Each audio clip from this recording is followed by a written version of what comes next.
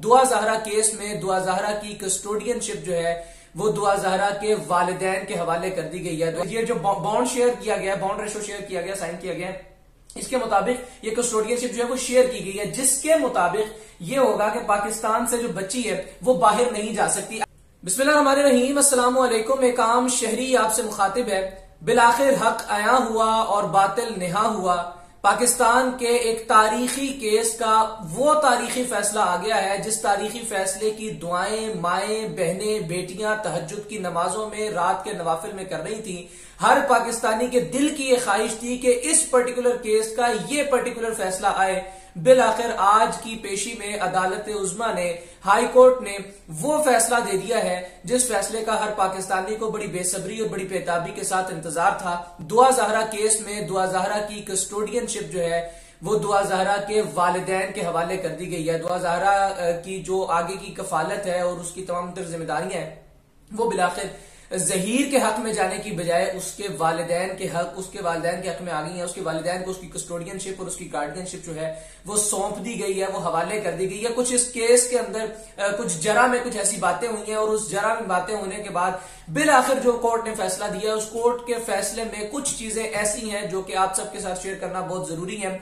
इस चीज में तो कोई दूसरी राय नहीं है और इस चीज में या इस खुशखबरी में कोई आड़ नहीं है, कोई आड़ नहीं है कि दुआ ज़हरा जो है वो बिलाखिर अपने वालिदैन के हवाले कर दी गई है और अब से वो अपनी जिंदगी जो है वो अपने बहन भाइयों के साथ, अपने वालिदैन के साथ, अपनी अम्मी अपने अब्बा के साथ गुजारेगी।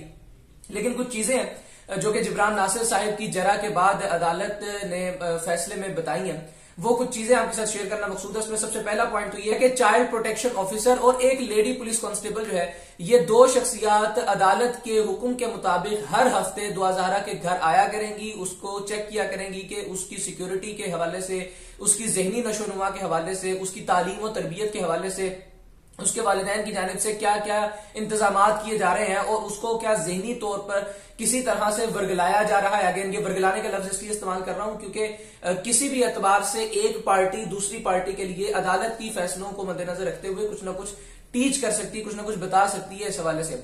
तो इस चीज को चेक करने के लिए या इस चीज को क्रॉस चेक करने के लिए, इस चीज के ऊपर एक चेक एंड बैलेंस रखने के लिए और दुआ ज़हरा की जो सिक्योरिटी है उसको मद्देनजर रखते हुए ये एक आप कह लीजिए कि बहुत अहम तरीन पॉइंट है इस फैसले के अंदर। और वो फैसले के अंदर ये पॉइंट ये है कि हर हफ्ते फैमिली कोर्ट में एक रिपोर्ट जो है वो जमा करवाई जाएगी, एक चाइल्ड प्रोटेक्शन ऑफिसर और एक लेडी ऑफिसर की जानिब से।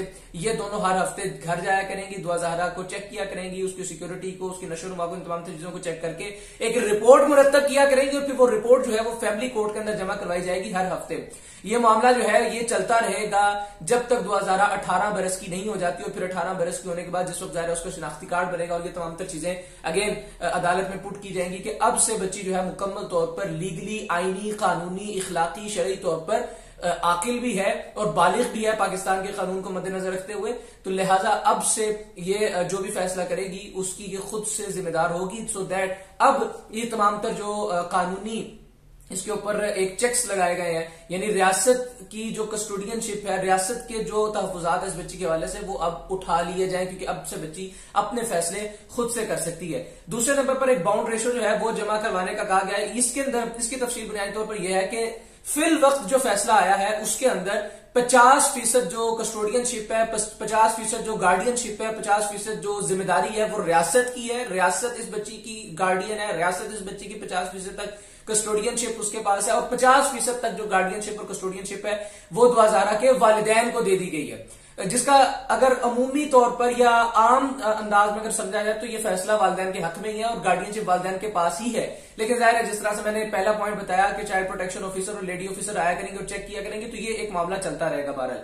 इसी तरह से दूसरा पॉइंट ये जो बॉन्ड शेयर किया गया, बॉन्ड रेशो शेयर किया गया, साइन किया गया, इसके मुताबिक ये कस्टोडियनशिप जो है वो शेयर की गई है, जिसके मुताबिक ये होगा कि पाकिस्तान से जो बच्ची है वो बाहर नहीं जा सकती। अगर बच्ची ने किसी मेडिकल इशू की वजह से या किसी मजहबी रसूमात की वजह से अगर उसने ज़ियारत करने जाना है, उसने उम्रा करने जाना है, उसने करबला जाना है या उसने कहीं और ट्रेवल करना है अपनी पढ़ाई के सिलसिले में या किसी और हवाले से, अपनी हेल्थ के इश्यूज के हवाले से, तो ऐसी सूरत के अंदर बच्ची पहले अदालत जाएगी। अदालत में जाने के बाद वो एक पिटीशन दायर करेगी या वो लिखेगी कि मुझे ये मसला है, इसकी वजह से मैं बाहर ट्रेवल करना चाहती हूँ। अदालत उसको उसकी इजाजत, उसका बयान रिकॉर्ड करने के बाद उसकी इमा पर या उसकी इजाजत की इमा पर उसको फिर बैरून मुल्क सफर करने की इजाजत देगी। बसूरत दीगर दुआ ज़हरा जो है वो अकेले एक आम शहरी, एक फ्री मैन की तरह ट्रेवल नहीं कर पाएगी पाकिस्तान से बाहर।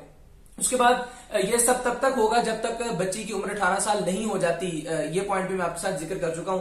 इसके अलावा इस वक्त जो फैसला हुआ है, अब से कुछ ही लम्हात पहले ये फैसला हुआ, और इस फैसले के बाद जो दुआ ज़हरा है वो सबसे पहले दारुल अमान शिफ्ट की जाएगी और फिर ये अदालती हुक्मनामा जो अदालत ने ये फैसला सुनाया है, इस फैसले को जाकर दारुल अमान पेश किया जाएगा और वहां पर एक रिटर्न लेटर होगा। उस रिटर्न लेटर के साथ इस अदालती हुक्मनामे को चस्पा किया जाएगा। चस्पा करने के बाद ये चीज जिस वक्त दारुल अमान में सबमिट करवा दी जाएगी तो उस वक्त दारुल अमान जो है वो बच्ची को बाकायदा तौर पर कागजी कार्रवाइयां पूरी करने के बाद दुआ ज़हरा के पेरेंट्स के हवाले कर देगा और फिर बच्ची जो है वो अपने वालिदैन और अपने बहन भाइयों के साथ आकर रहने लग जाएगी।